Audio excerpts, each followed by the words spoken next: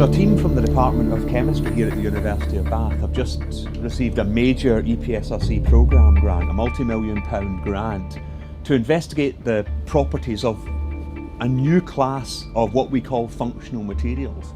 That is, materials with some physical property that might be of value to us.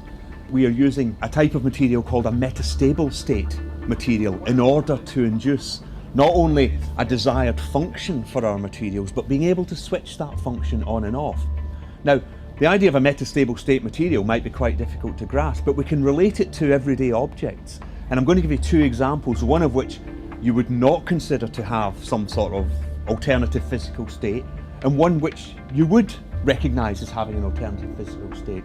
So the material which does not have a recognisable alternative physical state might be something like this table. So I'm hitting this table, it's a solid object, you don't really consider that that table is going to have an alternative physical state that might, suddenly allow my hand to go through or something like that. But let's take another everyday analogy, something which does clearly have two different states. Let's take a balloon.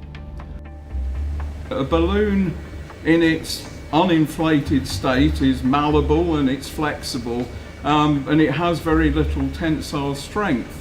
But once you inflate that balloon, if you like, put energy into the process, then you have an entirely different properties, much more rigid surface. Obviously, if you pop it, you lose the energy, you return to the, what we would say, equilibrium state.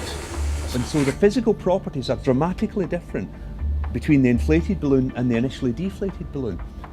And it's that analogy, it's the chemical and materials analogy to that we are going to explore during this programme on metastable state materials. So what we would like to do, and what we plan to do in this programme, is to develop whole classes of materials that we can put into a metastable state and control. For example, one of the properties we want to change is that of colour. Now this, on the face of it, might be a very simple property to change, but wouldn't it be fantastic if you could change the colour of your wallpaper, change the colour of your car at will? Now, most of us drive a car. I drive a car, and it so happens actually that my car is a fairly dull light blue, and it's not very exciting. And just occasionally I go out to my car in the morning and I think, well, actually it's such a sunny day. I would really like that car to be a different colour today. So wouldn't it be fantastic if I come out on a sunny summer's morning to my car, which is coated with some wonderful optically responsive paint, where I can take out my car keys with a little remote control attached, select a button on my remote control, send a signal to the coating on the car, which makes it change colour to, say, a bright yellow for a sunny day. And by simple electronics, you would be able to switch the colour of your car at will. So on a Monday you might want a blue car, on a Tuesday you might want a red car. Wouldn't that be fantastic vision?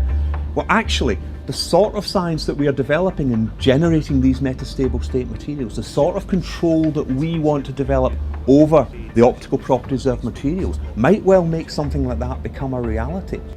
So we have a very expert team at the University of Bath who will make new materials, measure the properties of new materials, calculate how the properties may change. Then, by an iterative process involving experiment, measurement and calculation, we will optimize those properties. So that's the fundamental science, and I think we're the only group in the world taking this approach with these metastable systems. But I think one of the key features is that within our 5-year program, we certainly plan to try and get some of these new materials into devices with real applications. And this is one reason why we've managed to secure this major tranche of funding from the EPSRC. But this is only the beginning. I think what's particularly exciting about this project is that we can see the vision for the 5, 10, 25, 50-year future. And this is just the start. What we do today, we hope, will influence how materials science changes over the next 50 years. That's fantastic. The really exciting thing is the speed of the change.